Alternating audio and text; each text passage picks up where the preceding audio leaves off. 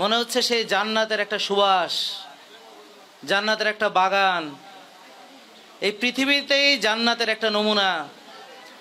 ইতিপূর্বে আমি পৃথিবীর যত জায়গায় ভিজিট করেছি, দাগনভূঞার ঐতিহ্যবাহী শিক্ষা প্রতিষ্ঠান দাগনভূঞা আহমদিয়া হাফেজিয়া মাদ্রাসা ও মিফতাহুল জান্নাত মহিলা মাদ্রাসার ৩২ জন হাফেজ এবং হাফেজার মাঝে পাগড়ি বিতরণ ও সনদ প্রদান অনুষ্ঠান অনুষ্ঠিত হয়।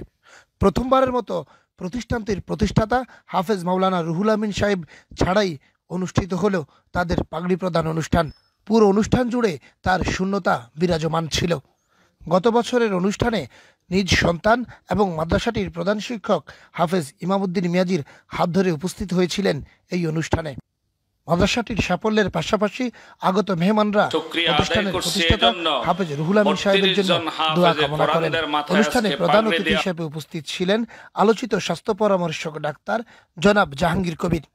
প্রধান আলোচক হিসেবে উপস্থিত ছিলেন ফেনী আল জামিয়াতুল ফালাহিয়া মাদ্রাসার সম্মানিত ফকি জনাব হজরত মাওলানা আব্দুল হান্নান সাহেব।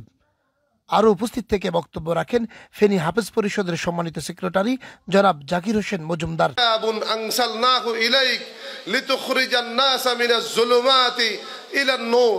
আল্লাহ তাআলা আরো বলছে ওয়া নুনাজ্জিলু মিনাল কুরআনি মা হুয়া শিফাউন ওয়া রাহমাতুল লিল মুমিনিন। আমি এই কোরআন নাযিল করেছি দুনিয়ার মানুষের সকল রোগের, মানসিক রোগের, শারীরিক রোগের।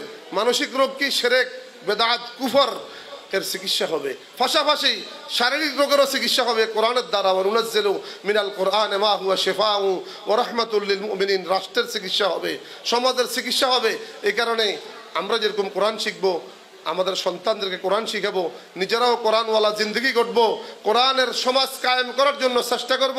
আল্লাহ তাআলা এই কোরআন নাযিল করেছে সমাজ বিপ্লবের জন্য, সমাজ সংস্কারের জন্য, সমাজ পরিবর্তনের জন্য, সমাজকে আল্লাহর রঙে রঙিন করার জন্য। সিবগাতাল্লাহ ওয়া মান আহসানু মিনাল্লাহি সিবগা ওয়া নাহনু লাহু আবিদুন। তোমরা আল্লাহর রঙে নিজের জীবনকে রঙিন করো।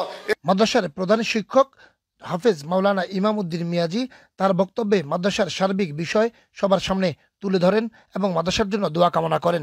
আমন্ত্রিত অতিথিদের শুভেচ্ছা বক্তব্য, ছাত্রছাত্রীদের ইংরেজি বাংলা বক্তৃতা সহ বিভিন্ন পরিবেশনা শেষে বক্তব্য রাখেন প্রধান অতিথি জনাব ডাক্তার জাহাঙ্গীর কবির। তিনি তার দীর্ঘ বক্তব্যে মাদ্রাসার সাথে তার সম্পর্ক, এই মাদ্রাসার উত্থান পতন এবং হাফেজ ইমামউদ্দিন মিয়াজির বিভিন্ন প্রচেষ্টা সম্বন্ধে তুলে ধরেন এবং মাদ্রাসাটির সাথে সবসময় থাকার প্রত্যয় ব্যক্ত করেন।